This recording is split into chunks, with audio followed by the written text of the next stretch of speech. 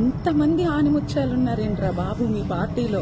నాకు అర్థం కాని విషయం ఏంటంటే, వెనకటికి నీలాంటాడే 6 నెలలు కరసం నేర్చుకొని ముసల్దాన్ని కొట్టాడంట. అలా ఉంది నీ ధోరణి. 4 సార్లు ఎమ్మెల్యే అయ్యావు. ఈవీఎం మిషన్ లో పారిపోవడం ఏంట్రా? సరే పారిపోయావు, వెంటనే ఈవీఎం మిషన్ లో పారిపోయిన దానికి మీ సాక్షి పేపర్ వాళ్ళు ఏం ఎక్స్ప్లెనేషన్ ఇచ్చారని చూసారుగా. పాము దొరికింది, పాము ఉందని ఈవీఎం మిషన్ పగలగొట్టారంట. పిల్లి నిజంగా పాము ఉంటే నువ్వు ఈవీఎం మిషన్ పగలగొట్టగానే పాము రావాలిగా. అక్కడేమో పాము కనపడదు. నీ జగనన్నయ్య తలకి దెబ్బ తగిలితే దెబ్బ కనిపించదు, రాయి కనిపించదు.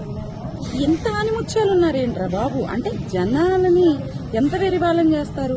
పైగా కమూడ్ స్టోరీ అసలు అదైతే ఇన్క్రెడిబుల్ అన్నమాట. అంటే ఒకడేమో బాత్రూమ్ కమోడ్ మీద తలకై తగిలి బాబాయ్ చనిపోయాడు అంటాడు, ఇంకొకడేమో కమోడ్ దగ్గర పోయి దాంకుంటాడు. అసలు నేను చెప్తున్నానంట, నువ్వు గొడ్డల వేటకి బలవకుండా ఉండాలంటే నా మాటిని త్వరగా లొంగిపో, లేదంటే నువ్వు కూడా పైకి పోతావు. పిల్లి పిల్లి పిల్లి అని మిగిలిపోతావు. చరిత్రలో పల్నాడు పిల్లిగా మిగిలిపోతావు. పులిగా ఉంటారనుకున్నాను రా బాబు పల్నాడులో ఎవరైనా గాని. అధికారంలో లేకపోయినా కూడా పులిలా నిలబడ్డారు చూసావు బ్రహ్మన్న, అది పులి అంటే. అంతేగాని పిల్లిని పేరులోనే పెట్టుకొని నువ్వు పులిలాగా మాత్రం ఫీల్ అవ్వమాక.